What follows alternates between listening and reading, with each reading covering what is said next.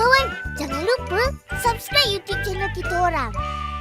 Betul.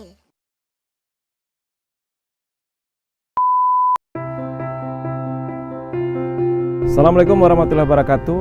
Masyarakat Aceh yang saya cintai, kita patut bersyukur karena hari ini eskalasi COVID-19 di daerah Aceh mulai terlihat menurun. Tetapi sebenarnya kita harus tetap siaga dan waspada. Apa yang terjadi hari ini adalah sinyal bahwasanya kita harus menyiapkan diri untuk kemungkinan serangan kedua. Kenapa saya mengatakan begitu? Pertama, karena Aceh memiliki 5 kasus positif. Dan 5 kasus positif ini adalah 20% yang dianggap bergejala. Artinya ada 80% yang tidak bergejala saat ini berada di tengah masyarakat dan siap menyebarkan penyakit ini untuk gelombang kedua.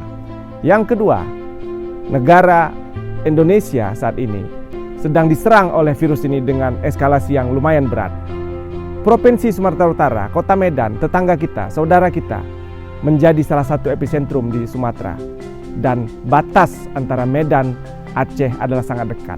Saya memperkirakan dalam satu hari minimal 600-700 orang akan masuk dari Medan atau datang ke Medan dari Aceh karena memang perbatasan kita sangat dekat. Ini merupakan ancaman yang menjadi potensial serangan kedua bagi Aceh. Yang terakhir, yang ketiga, masyarakat Aceh sepertinya tidak mematuhi anjuran dari pemerintah untuk physical distancing, social distancing, untuk menggunakan masker.